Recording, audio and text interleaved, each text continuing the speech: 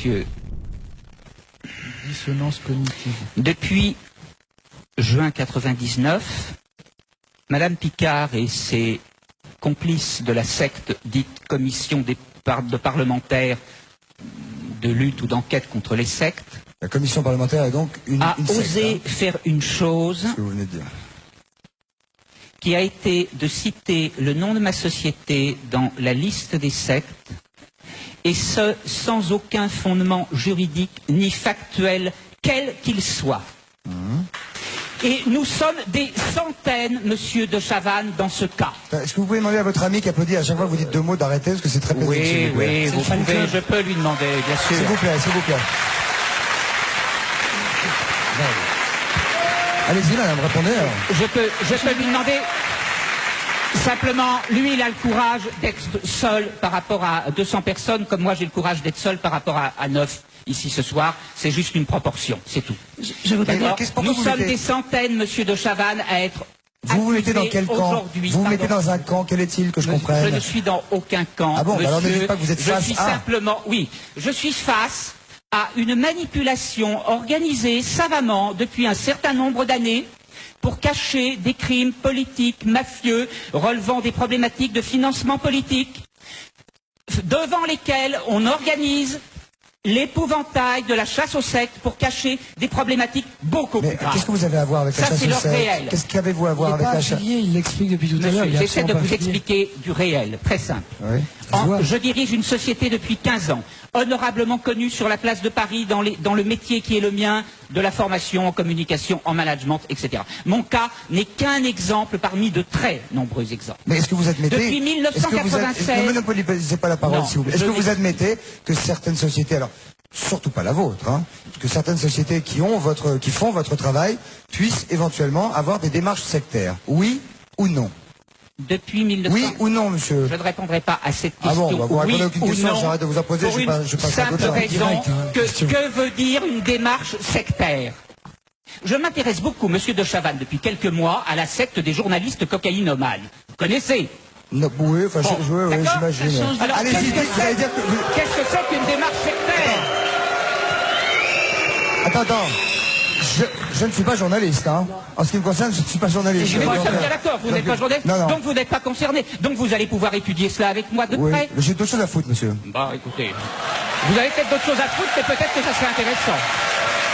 On va essayer de rétablir une discussion normale, parce que...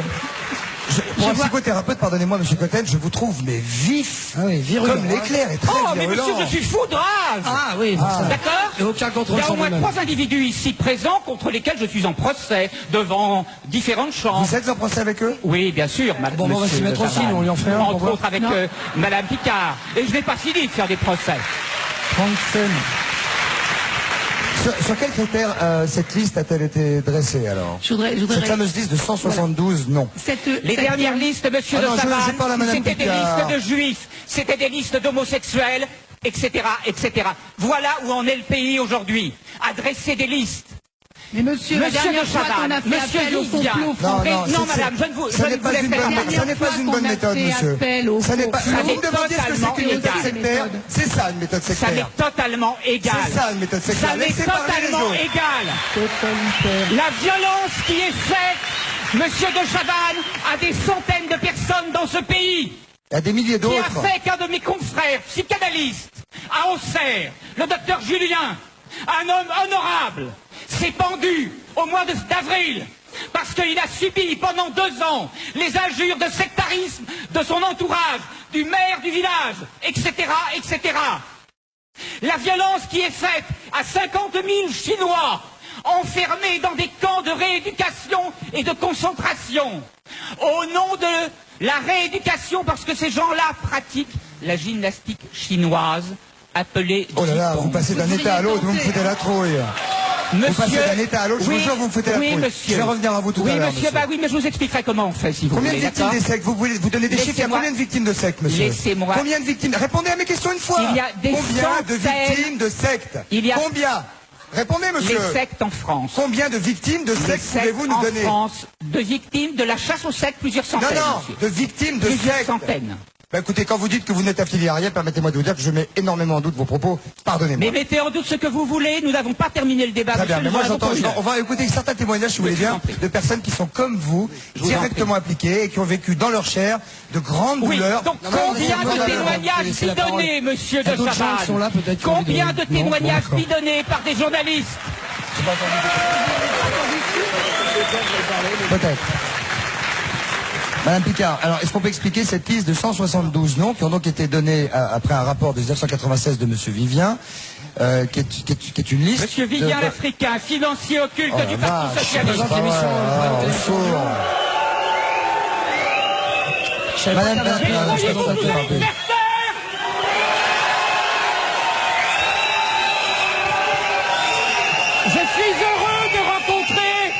Je suis heureux de rencontrer une jeunesse française dont l'élévation intellectuelle permet de comprendre les manipulations organisées par les médias, par la télévision, en particulier TF1. Alors attends, excuse-moi. D'abord un peu, Didier, d'abord un peu ici. Les manipulations, monsieur, je crois que c'est l'hôpital qui se fout de la charité en l'occurrence. Donc ici, il n'y a pas de manipulation. Il y a juste la possibilité qui m'est donnée. Il y a juste vous foutez de la gueule du monde. Il y a des crimes de sang dans cette affaire. Au secours. Vous avez besoin je supporte pas autant de violence, monsieur, et je trouve que vous véhiculez une violence. Cette violence est proportionnelle à celle qui est faite. Non, c'est faux. Arrêtez. Oui, bon, on voit, ouais, ça va. Arrête, soyez gentil, calmez-vous, buvez un peu d'eau et détendez-vous un petit peu. Non, je veux Madame Picard. Bon, vas-y.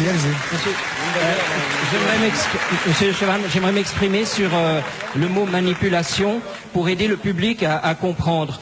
Parce que dans le mot manipulation, il y a une grande réflexion. Attends, madame, si madame se fait bousculer par le monsieur, ça va aller mal, hein?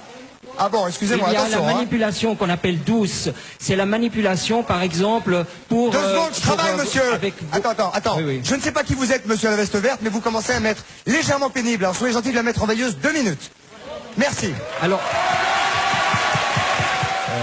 Est-ce que vous voulez bien répondre à cette question? Donc cette liste, il y a donc eu, au bout de plusieurs années de questionnements et d'inquiétudes généralisées, le gouvernement a donc mis à... Laissez-nous un petit peu parler aussi, je vous jure, on vous redonne la parole tout à l'heure. Non, je vous jure, je vais vous répondre. Je n'avais pas honte de parler de liste.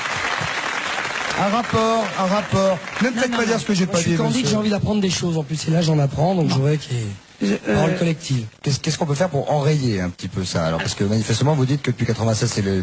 Rapidement, s'il vous plaît, et après je fais le tour. Donc, nous avons, en juin dernier, fait voter une loi qui a été votée à l'unanimité, tout parti confondu, ce qui n'est pas quand même une chose banale à l'heure actuelle, qui prône 3 grandes directives. La dissolution de mouvements qui ont déjà été condamnés pour des infractions au code pénal, des infractions graves. La manipulation... Continuez, madame, continuez. Écoutez, les seules personnes... Bon, maintenant, ça suffit. Les seules personnes... Vous moquez du monde, et vous le savez. Écoutez, la seule fois où j'ai entendu dans l'histoire condamner les juifs, les francs-maçons et les socialistes, c'était en 1933, et il y a eu 6 millions de morts. Ce n'est pas là le problème. Le problème est... Monsieur Cotten, s'il vous plaît, est-ce que je peux... Pour l'instant, ce soir, le fascisant, c'est pas madame. S'il vous plaît, hein. Vous êtes en train de hurler. Je ne fais, monsieur de Chavannes, que renvoyer le miroir de la violence qui est faite. Je vous laisse montrer votre image, monsieur. Montrez votre image, c'est votre image. Vous nous faites. Non, mais vous nous faites, vous êtes donc sectaire, alors vous nous faites. Monsieur, je suis un homme libre. Mais de quoi? Mais moi aussi je suis un homme libre. Et moi aussi j'entends le respect. Et ne pas me faire hurler dessus. S'il vous plaît, de la correction, monsieur Cotten, envers cette dame et envers nous. Merci beaucoup, vous parlerez après, je vous donnerai la parole. De la manipulation dans laquelle vous êtes en train d'entraîner tout le monde. Très bien. Pour l'instant, si vous permettez, je vais faire ce que je veux et je ne vais pas me laisser manipuler par vous, s'il vous plaît. Je vous remercie. Mensonge, monsieur Germain. Mensonge, langue de bois. Attendez. Vous savez tous très bien en quoi M. Ben Laden joue dans cette affaire d'intoxication, de désinformation purement militaire, parfaitement banale, comme les États-Unis d'Amérique, ou plus exactement les sectes néo-nazis d'extrême droite américaine, de l'armée américaine, ont organisé ces attentats. M. Ben Laden joue le rôle de M. Oswald.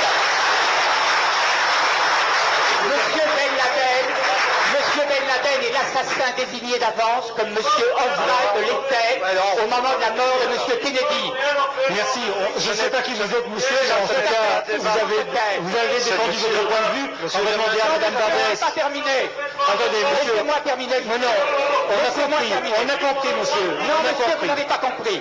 Laissez-moi. Je pense avoir compris. Non, monsieur. Non, monsieur, vous n'avez pas compris. Non, monsieur. Alors, terminez rapidement. Je suis en train de dire que les événements du 11 septembre constituent un véritable coup d'État militaire, fomenté par certaines parties de l'armée américaine qui a échappé à tout contrôle démocratique. J'affirme que cette affaire est un crime contre l'humanité. J'appelle l'opinion publique internationale et européenne et belge en particulier, que je remercie sincèrement de nous accueillir ce soir, j'appelle l'opinion publique internationale à se mobiliser pour faire comparaître M. George W. Bush devant la Cour pénale internationale de la haine.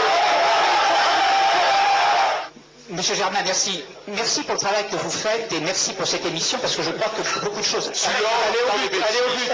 dites, mais il en manque une. Il ne peut pas y avoir de paix dans le monde parce que je crois que c'est bien là l'enjeu. Il ne peut pas y avoir de paix sans lucidité et il ne peut pas y avoir de lucidité sans que l'Europe, notamment, accepte de regarder le réel en face.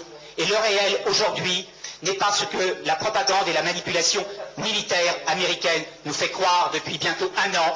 Le réel, il est tout autre. Nous sommes face à une opération militaire qui a été décidée en conscience et il va falloir que nous regardions cela en face et que nous disions à nos amis américains, parce qu'ils sont pour moi nos amis et nos enfants, il va falloir que nous leur disions avec beaucoup d'amour, de compassion et avec une totale détermination politique européenne, il va falloir que nous leur disions non. Il y a de fait dans ce dossier non seulement un crime, qui est un crime de vol et de trafic d'organes, qui est un crime de faux en écriture publique, qui est un crime de trafic de cadavres dans un trafic de cercueils. Nous sommes dans ce dossier qui dure depuis 17 ans maintenant, dans plusieurs autopsies successives, et une autopsie, par exemple, du côté de 2004 ou 2005, peu importe la date, qui met en évidence une bouillie de plusieurs cadavres dans un cercueil qui n'est pas le cercueil d'origine de la personne défunte et enterrée en février 2001, une dizaine de jours après son décès. Une bouillie de cadavres avec la cage thoracique d'un enfant. Et un cercueil qui a été refermé par l'institution judiciaire avec des punitions des plaignants condamnés à des amendes pour abus de procédure au motif qu'ils ont osé ouvrir la bouche et dire Madame le juge, Monsieur le juge, il y a un problème dans ce dossier. Au jour d'aujourd'hui, le dossier n'est toujours pas traité par l'institution judiciaire qui est en train, depuis plusieurs années, nous avons ouvert des procédures de manière relativement récente, mais quand je dis relativement récente, ça date de 2010, 2014 plus exactement, pardonnez-moi, 2010 c'est un autre dossier. Nous avons ouvert des nouvelles procédures en 2014, rien n'a sérieusement avancé. La seule chose qui a été faite par l'institution judiciaire, c'est de se dépêcher d'additionner les couvercles sur la poubelle, tout simplement parce qu'au fond de la poubelle, il y a du sang, il y a de l'argent, et sur les couvercles de la poubelle, ce sont les magistrats qui sont assis. Et ça, ce n'est plus acceptable, évidemment. Effectivement, c'est intolérable. Nous avons donc des trafics d'êtres humains, de cadavres, de parties d'êtres humains qui sont cachés, organisés par les institutions élues, des représentants du peuple, des serviteurs du peuple donc. Et ils se cachent derrière les institutions hospitalières. Alors, est-ce que c'est organisé par des politiques ou des élus? J'en sais rien. Je ne sais pas par qui c'est organisé. Je ne sais pas s'il y a un organisateur. Il y a une culture. Il y a une culture qui s'est installée, qui consiste à transformer les organes des êtres humains en marchandises. On fait de très bons cosmétiques avec des morceaux de chair humaine. Donc il faut bien les trouver quelque part. On est dans une industrie où le produit de base, c'est de la chair humaine. Morte ou seulement à moitié morte, parce que quel moment est-ce qu'on s'autorise à enlever un organe? Est-ce que c'est la simple déontologie du médecin ou est-ce que c'est le portefeuille qui se remplit de l'entourage du médecin qui décide d'enlever un organe à quelqu'un parce qu'il considère qu'il est effectivement irrécupérable pour la vie et qu'il va mourir dans quelques instants. Qui décide? La déontologie, la bonne foi, l'intégrité, l'honnêteté d'un médecin en son âme et conscience, ou le portefeuille? Aujourd'hui, il est clair qu'en matière de transplantation d'organes, dans un certain nombre de cas, je ne sais pas le chiffrer, mais dans un certain nombre de cas, parce que le dossier que nous avons évoqué, Thierry Cabil, et de loin n'est pas le seul cas, dans un certain nombre de cas, les transplantations d'organes sont fondées sur des crimes.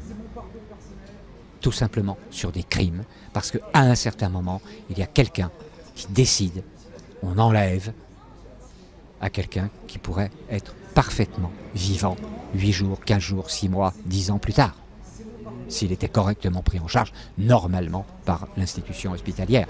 Et ce qui est dramatique dans ce que met en évidence l'affaire Cabil, c'est que à partir du moment où il y a une dérive médicale à un endroit, le système qui entoure cette dérive met des couvercles, met des voiles. Ça s'appelle... On attend quelques secondes le temps qui passe. Je fais couper. Oui, bien sûr. Mais ce passage intempestif de camions poubelles, c'est très symbolique. Le travail que je tente de faire, c'est de vider quelques poubelles. Merci beaucoup. Nous sommes arrivés à décoder ce qui avait bien pu se passer en 2001 à la mairie de Gonesse. Nous avons été très stupides parce que nous avions les informations depuis longtemps, mais nous n'avions pas su les lire, nous n'avions pas su les voir. Qu'est-ce que nous avons découvert? Une chose très simple, c'est qu'un logiciel d'état civil, validé par le Trésor public, validé par l'INSEE, logiciel d'État, qui est censé être hautement sécurisé, eh bien ce logiciel, il est parfaitement craquable. Ce qu'a fait la mairie de Gonesse en 2001 avec les faux actes d'état civil ne peut avoir été fait qu'avec un craquage du logiciel informatique. C'est un logiciel qui s'appelle Mélodie, il est fabriqué par la société Arpège, on trouvera toutes les références sur Internet.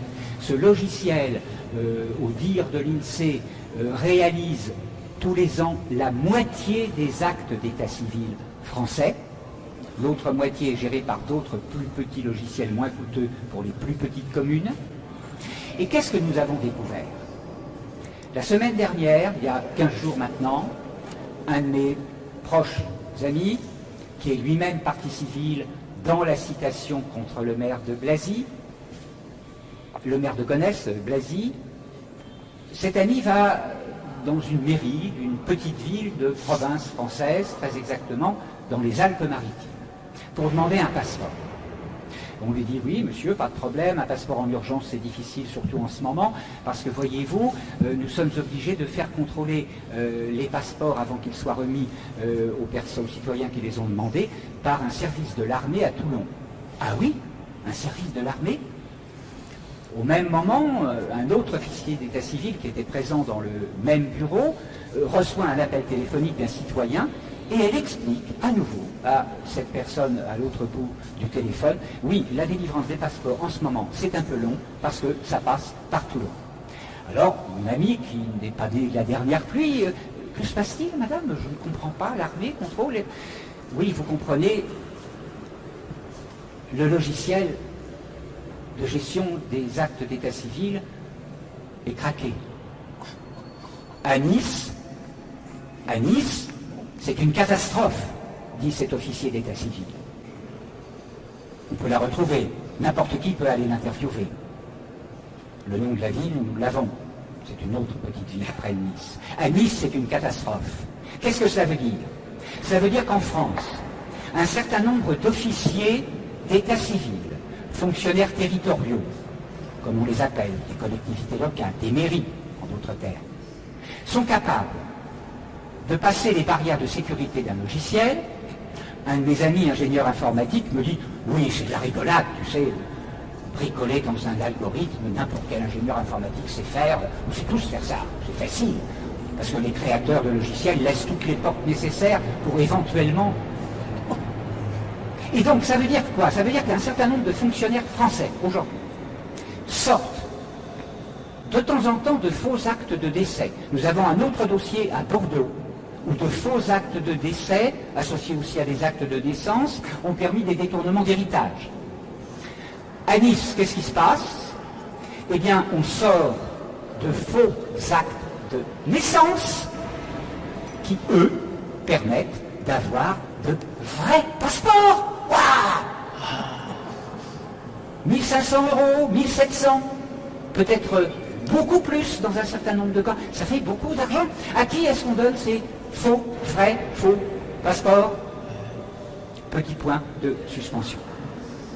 Je n'en dis pas plus, mais c'est le fond de la citation directe contre le député maire Jean-Pierre Blazy à Gonesse. Nous démontrons qu'il est juridiquement responsable. Alors, peut-être que ce n'est pas lui qui a fait le craquage, j'en sais rien, mais je m'en fiche.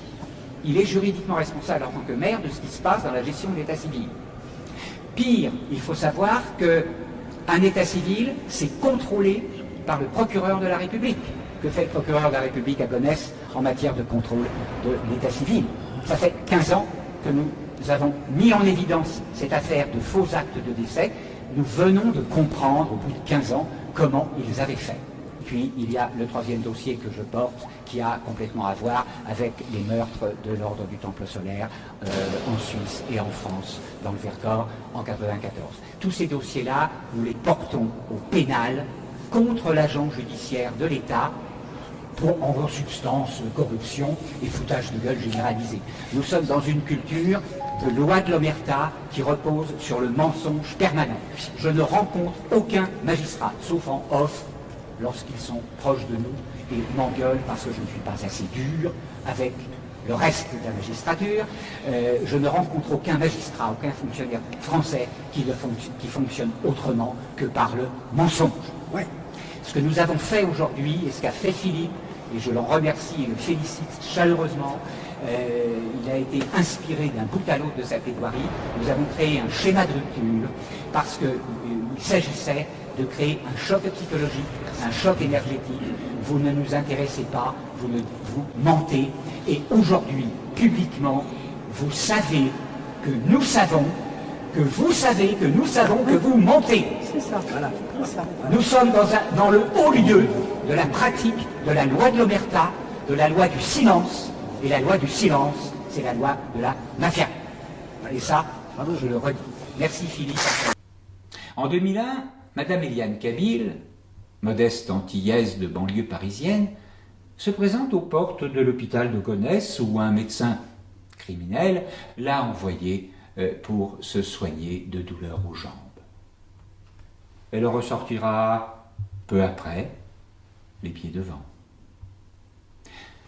Le petit souci est que 15 ans plus tard, après plusieurs autopsies et de multiples rapports d'experts, nul ne sait où est son cadavre. Oh, l'on a bien retrouvé quelques morceaux de plusieurs corps non identifiés, mélangés dans un cercueil dont nul ne sait la provenance, dans une infâme bouillie de cadavres. Le tout couronné par 3 actes de décès. On trouvera en ligne sur le site politique de vie.com les dossiers judiciaires pour comprendre le sens de ces pièces. S'il existe en France un juriste capable d'expliquer ces faits, merci à lui de se faire connaître. En attendant, nous avons l'immense plaisir de décerner le trophée du clown d'or au citoyen, président de la 11e correctionnelle pour cette affaire, et à la citoyenne vice-procureur, et bien entendu au célèbre et distingué juriste Jean Maillat, conseiller d'État bien connu, agent judiciaire de l'État et directeur des affaires juridiques du ministère de l'Économie et des Finances. Vous savez, celui qui tient les cordons de la bourse. Commençons peut-être par la question du champ d'application de ces nouvelles directives. Il y a des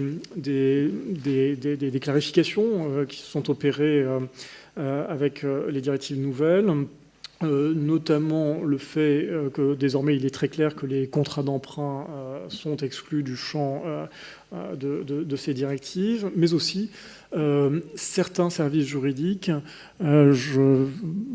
L'exclusion la plus claire porte sur la représentation en justice, qui sort du champ des directives européennes.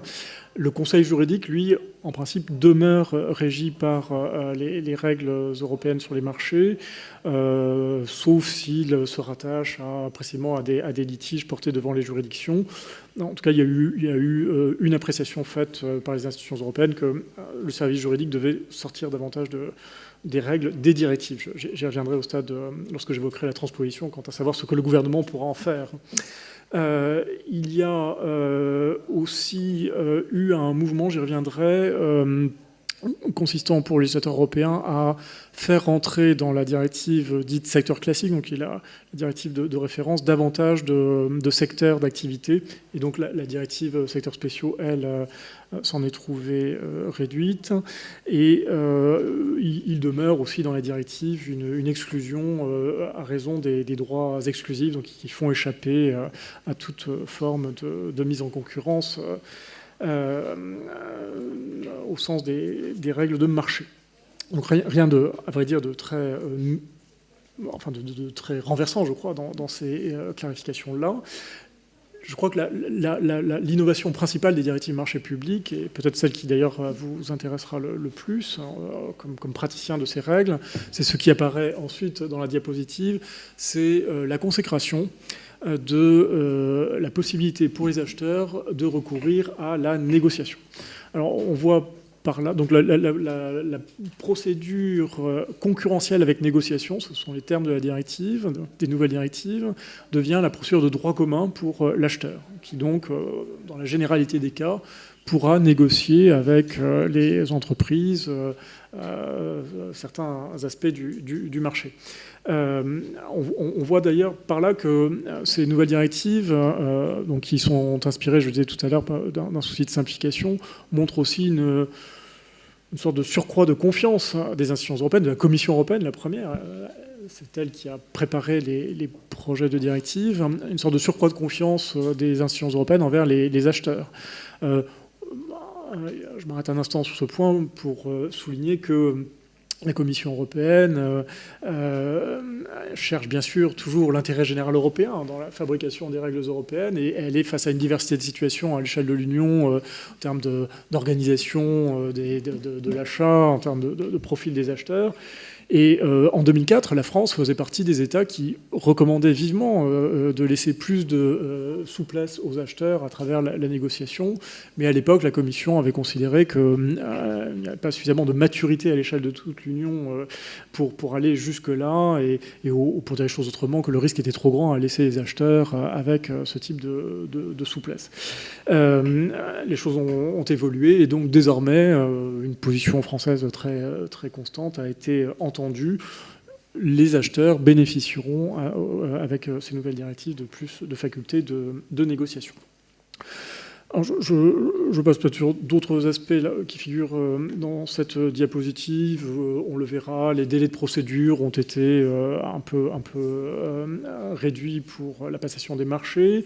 Il y a un aspect très important, mais je crois que le président Bollinet en reparlera plus tard, c'est que la question de la dématérialisation revient fortement dans les nouvelles directives, avec un objectif qui est, à l'échelle de toute l'Union, la dématérialisation des procédures de passation des marchés, dématérialisation complète d'ici le 18 octobre 2018. C'est évidemment un défi pour nous tous.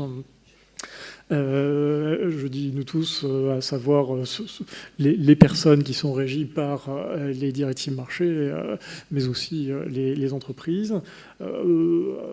Aujourd'hui, la part des procédures de marché qui sont entièrement dématérialisées à l'échelle nationale est à peine de 11%.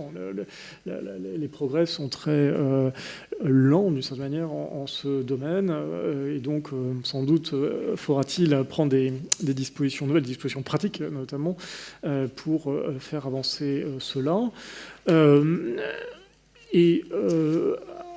Peut-être faut-il en venir ensuite à l'autre objectif que je vous signalais en commençant, celui qui est l'autre objectif poursuivi par le législateur européen, qui est de permettre une meilleure utilisation des marchés au service d'objectifs sociaux, environnementaux, et la promotion de l'innovation. Alors ça, c'est une autre Une autre nouveauté significative des directives, elles mettent en place une procédure nouvelle qu'on appelle le partenariat d'innovation, qui vise à résoudre un problème concret que l'on connaît aujourd'hui dans le droit des marchés publics, qui est que lorsque l'acheteur cherche à contracter avec une entreprise, une ou plusieurs entreprises, pour faire en sorte que dans le cadre du marché, des solutions innovantes soient développées, des biens innovants, des services innovants soient développés, aujourd'hui, eh bien, on ne peut pas prendre à bord d'un seul et même contrat la phase de prototypage, de développement de la solution innovante et la phase de commercialisation des premières séries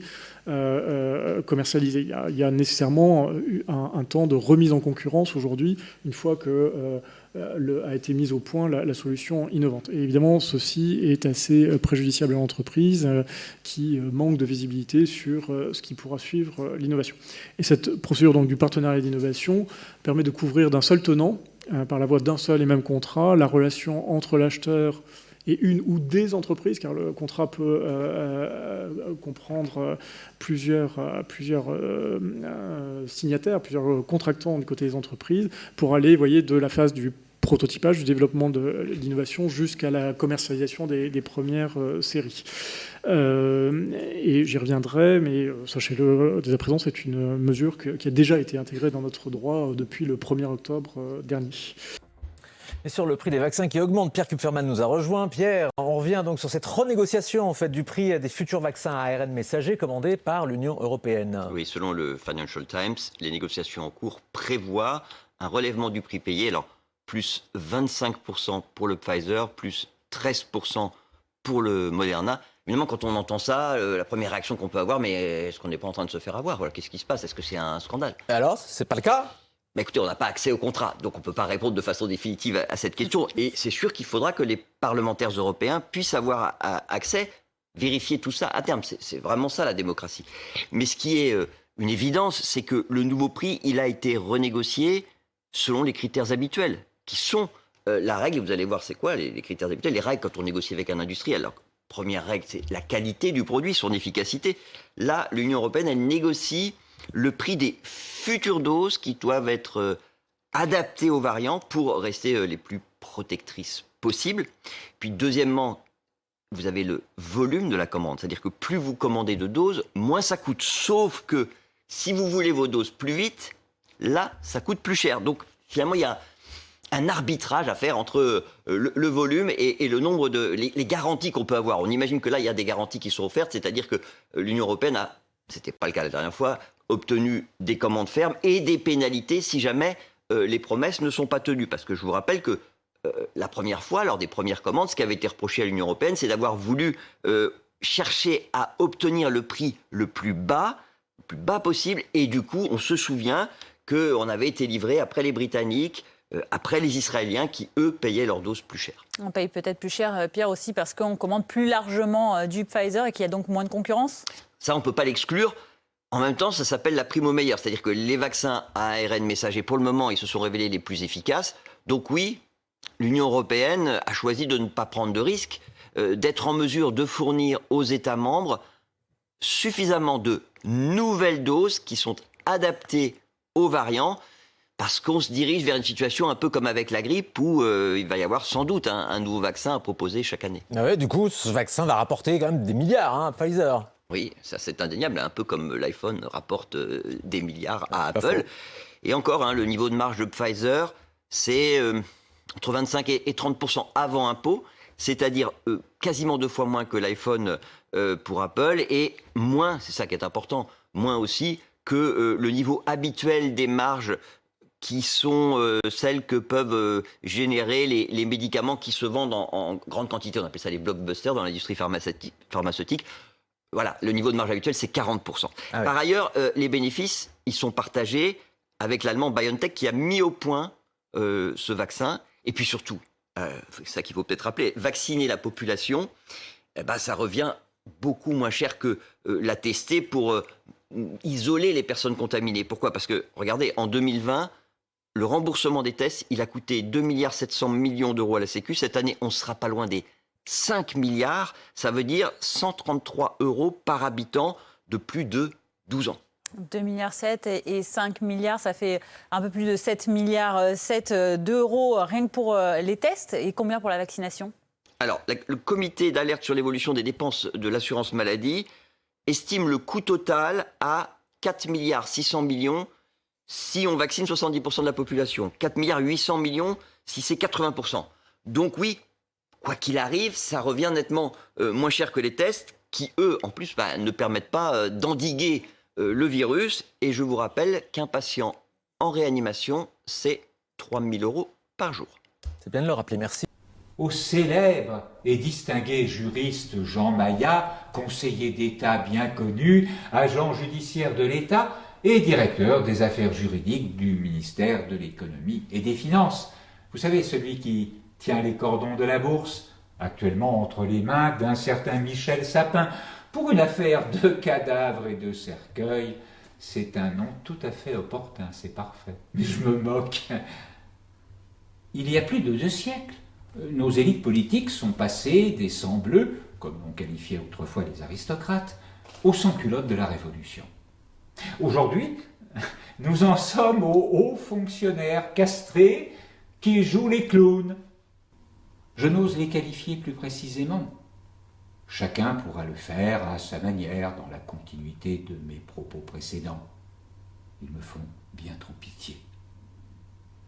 Depuis 15 ans, les enfants de la famille Kabyle se battent avec les pathologies administratives et judiciaires pour savoir où sont passés les organes volés à leur mère et combien et à qui ont rapporté les mélanges de cadavres. Depuis 15 ans, la famille Kabyle est déboutée et condamnée par un certain nombre de clowns de l'institution judiciaire ou du gouvernement qui protègent allègrement, par effet de castration radicale et de soumission, des auteurs de crimes de sang, membres de la fonction publique, qui fabriquent des faux en écriture publique pour cacher des enterrements nauséabonds de cadavres mutilés au sein même de l'hôpital public. Combien de nos jeunes morts ont-ils été victimes de ces trafics d'organes autorisés légalement sans consentement préalable depuis une loi de 2015 de Marisol Touraine? Dans cette France, qui reste le seul grand pays européen à ne pas avoir ratifié la Convention du Conseil de l'Europe de lutte contre les trafics d'organes. Aucune victime? Vous êtes vraiment sûrs, mesdames et messieurs les clowns de l'État? Votre mauvaise foi, vos mensonges, vos hypocrisies, vos complicités intellectuelles, passives ou actives, avec de véritables gangs mafieux qui utilisent à leur profit les institutions de la République, tout cela est en train de vous décrédibiliser radicalement aux yeux de toute la population et de vous enlever chaque jour un peu plus de votre légitimité. Merci, Monsieur le Président, merci, Monsieur Jean Maillat, vous qui avez encore osé ce 14 septembre 2016 faire condamner Thierry Kabyle à une nouvelle amende pour poursuite abusive de ces pauvres fonctionnaires qui ne sont responsables de rien. Chaque guichetier de la fonction publique, chaque guichetier de ce qui se prétend être une institution judiciaire, qui n'est en fait qu'une autorité sans aucun pouvoir réel face aux gangsters de la politique, chaque guichetier fonctionnaire dans ce type d'affaires passe son temps à se débarrasser des poubelles et des patates chaudes vers son voisin. Vous attendiez quoi comme réponse de notre part à toutes ces bassesses? Merci, mesdames et messieurs les clowns d'État. Merci de condamner à nouveau Thierry Kabyle. Merci à vous. Je vous offre toute ma bienveillance. Vous vous comportez comme des clowns. Même pas cosmiques. Même pas. Vous allez faire hurler de rire tous nos concitoyens. Oui, vous qui venez aujourd'hui de fabriquer une jurisprudence tordue et pathologique, lourdement pathologique, qui autorise un viol majeur de l'ordre public, N'importe qui, aujourd'hui, a droit à 3 actes de décès, et donc à 3 passeports. Madame Eliane Kabyl dispose de 3 actes de décès. Pourquoi donc, à votre tour, ne disposeriez-vous pas de 3 passeports? Merci, merci 1000 fois à vous qui osez faire semblant de ne pas voir ceci, cette photo du registre d'état civil, à savoir ce remarquable faux en écriture publique, à côté de 2 autres actes de décès de la même personne ailleurs dans le registre, et d'un ultime acte de décès du même numéro que le vrai faux acte Kabyl, au nom d'une tierce personne. Détail pour comprendre dans le dossier publié sur politiquedevie.com. Il faut juste rappeler que personne ne peut modifier un acte d'état civil, sauf demande d'un procureur sur les très petites erreurs ou d'un juge du siège pour les corrections plus importantes. Or cet acte, barré à la main de la mention annulée, découvert récemment et photographié subrepticement par Thierry Kabyl, cet acte existe depuis 2001 dans le registre d'état civil de Gonesse, aux pages soigneusement numérotées et tamponnées de rouge et qui ne peuvent formellement ne contenir qu'un seul et unique acte. Étrangement, aucun juge, aucun procureur, aucun agent du gouvernement n'est allé voir de près ce registre. Il faut dire évidemment qu'il a été trafiqué par un officier de police judiciaire et par un officier d'état civil, adjoint au maire de Gonesse, un certain Patrice Richard.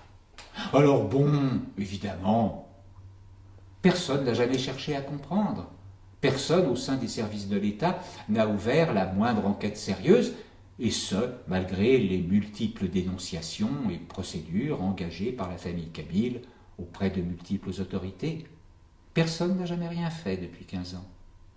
Il n'y a aucun abonné au numéro que vous avez demandé.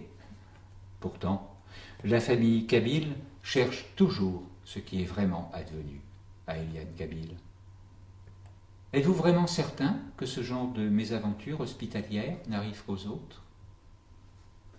Je crains qu'il ne soit désormais temps d'envisager sérieusement des changements majeurs au sein du personnel de direction des institutions de la République.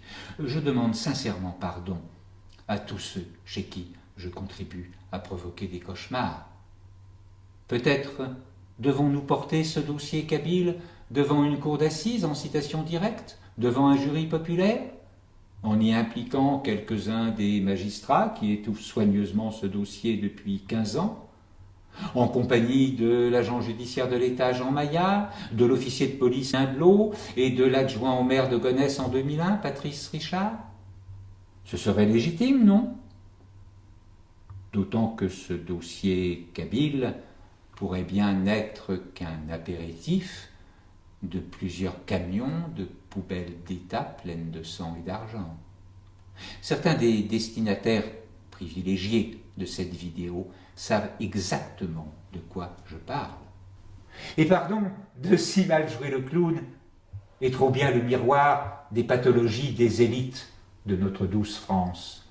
Merci de votre attention, merci de lire le dossier de synthèse sur politiquedevie.com et merci de diffuser et publier cette vidéo sur vos chaînes et réseaux personnels. Merci Carole. Je voudrais, à ce moment-là de cet après-midi, je voudrais vous proposer de vous tourner vers un de vos voisins, celui que vous préférez, à droite ou à gauche, ça m'est égal. Je voudrais vous proposer de vous tourner vers un de vos voisins, de le regarder. Prenez le temps de faire cela, s'il vous plaît. Prenez le temps de regarder votre voisin et puis d'admirer sa beauté. Prenez le temps d'admirer sa beauté et prenez le temps de lui offrir votre amour. Et prenez le temps de prendre conscience de votre souveraineté d'être humain profondément souverain. Prenez le temps de prendre conscience de votre souveraineté et de la souveraineté du peuple.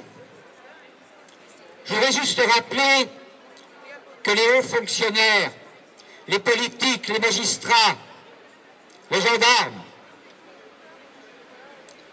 Ce sont nos serviteurs. Ce sont nos serviteurs de l'État, mais ce sont d'abord les serviteurs du peuple. Aujourd'hui, nous sommes dans une situation politique où il devient évident à un nombre de plus en plus important d'entre nous que les institutions de l'État sont utilisées par des bandes criminelles organisées qui se servent des fonctionnaires, qui se servent des élus pour mener des pratiques criminelles, pédocriminelles, de haute intensité. Non, ça ne date pas d'aujourd'hui, mais ce qui date d'aujourd'hui, ou de peu de temps en tout cas, depuis 20 ans, c'est la prise de conscience politique de cette réalité-là par une majorité de la population française. Et ça, c'est un gigantesque message d'espoir. C'est un gigantesque message d'espoir parce que le niveau vibratoire de conscience dans ce pays est en train d'évoluer chaque jour. Les témoignages que nous entendons depuis le début de l'après-midi, tous ceux que j'entends depuis des années, dans la bouche souvent de femmes, parfois aussi de pères de famille, ces témoignages sont terrifiants. Et ces témoignages sont en train de montrer que nous sommes soumis aujourd'hui à une véritable guerre de certaines élites qui prétendent gouverner notre pays. Et cette guerre, c'est une guerre contre la population, c'est une guerre contre les enfants. Cette guerre contre les enfants, elle démarre à 8 mois de grossesse, puisqu'aujourd'hui on a le droit de tuer un enfant de 8 mois alors qu'il est médicalement parfaitement viable. Cette guerre, elle continue par une survaccination qui empoisonne, qui handicape, qui tue, avec de faux vaccins qui nous sont vendus à coup d'opérations marketing internationales à grande échelle et qui reposent sur des mensonges, qui reposent sur une arnaque médicale et scientifique. Ce sont des faux vaccins. Oui, après, ok. Cette guerre contre les enfants, elle se poursuit. Merci. Elle se poursuit au-delà des vaccins par les placements abusifs. Elle se poursuit par la porte de l'aide sociale à l'enfance vers la pédocriminalité et la prostitution.